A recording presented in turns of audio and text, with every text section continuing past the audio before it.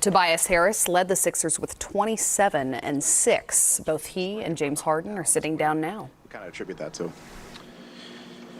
I mean, I definitely thought we got the looks that we wanted. And sometimes that happens just to make a mislead. We take those same looks, next game as well. So, we just got to be prepared for those same type of looks that we may be able to get, and we just got to make them. I mean, tonight they didn't fall for us.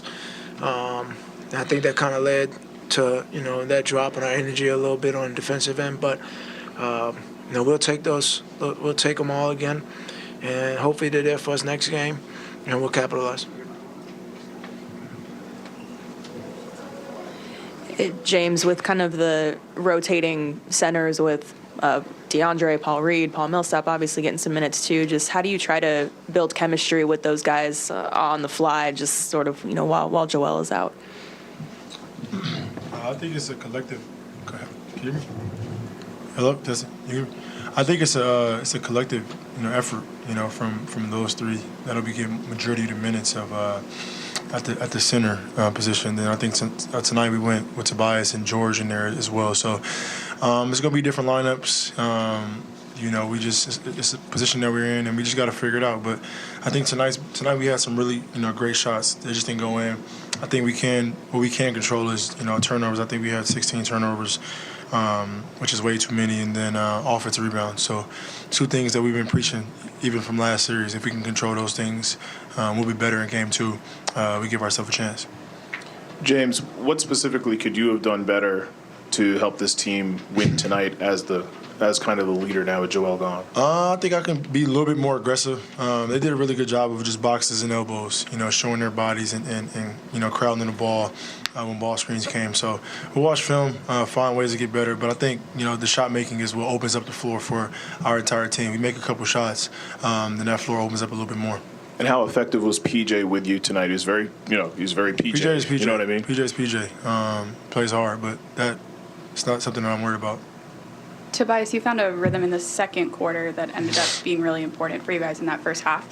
What specifically in there worked for you that you're going to hope to build on as you guys move into the next one?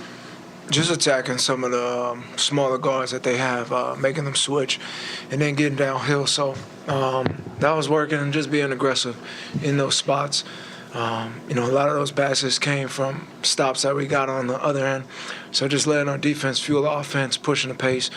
That's something that we can go to in the next game, if it's there. But at the same time, when we did get those stops, we were really good in getting the ball out and getting out in transition and just running, really. James, looked like in the first half you had some success with drag screens, step-up screens, getting you the matchups you wanted. What needs to change for that to happen more consistently and for you guys to be able to hunt the situations you want? I think you just watch film and see what we can do consistently. First half, it was working. Second half, I think we slowed up a little bit more. Just having a purpose on the offensive floor and executing it. Whether we just getting a good shot every single time. I think tonight, especially in the second half, we got some good looks.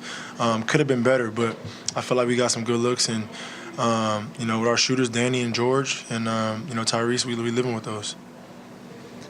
Tobias, coming into this series, a lot of you guys talked about how you felt like Toronto kind of prepared you guys, and there were some similarities between the stuff that Miami would throw at you versus them.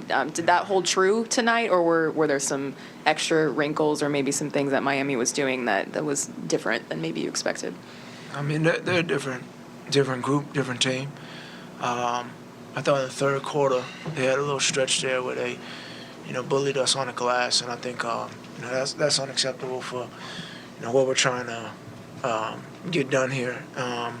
We knew Toronto was a physical team, across the boards, but they're a physical team as well with big bodies. So we got to do a better job on the defensive end of rebounding and really being physical with them as well, because that little stretch there was a big stretch in the momentum shift of the game.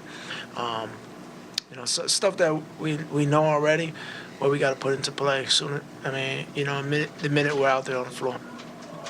Tobias, you just mentioned that run in the third quarter. Obviously, going into half up one, good way you guys played in the first half. Do you feel like this is one you guys let slip away without Joel to try to get a chance to take control of the series? And if so, how do you kind of bounce back from that on Wednesday? Well, we lost, so yeah. I mean, James, we lost it, schematically, what did Miami do to prevent you from getting to the free throw line as often as you do? Next question.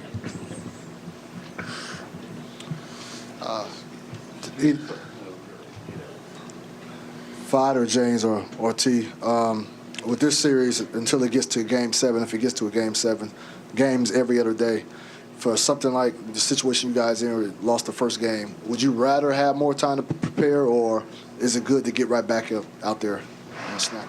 For us, I think it's good to get back out there.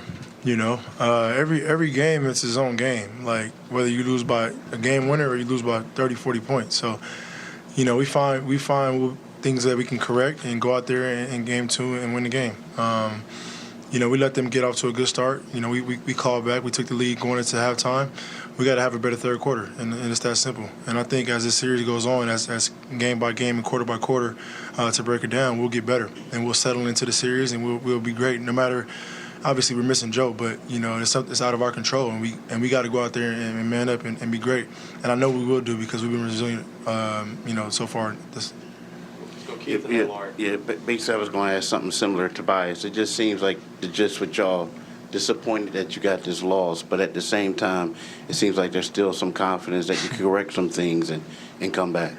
Yeah, I mean, this is a confident group, confident team, and this is the playoffs. Like, we don't go out there expecting to lose a game. I mean, that's you guys' job to write that up for us on what we're about to do or whatnot, but for us in the locker room, we got to get better and get back to game 2 and be ready to get a W, and that's how we approach it. A tough game for us tonight, but there's things that we know we can be better at in game 2 to help us get a victory. Now, follow up. What are some of the things that you saw out there that gives y'all the confidence? I mean, either one can answer it. That gives y'all the confidence to know that you could come back and get this. Shooting 6 for 34 from 3. Yeah. Obviously, like, we're not trying to miss shots, but things that we can control is rebounding the basketball and not turning the basketball over. That's things that we can't control, and once we do that next game, we'll have a better chance of winning. But, we let one slip away. All right, ready for game 2.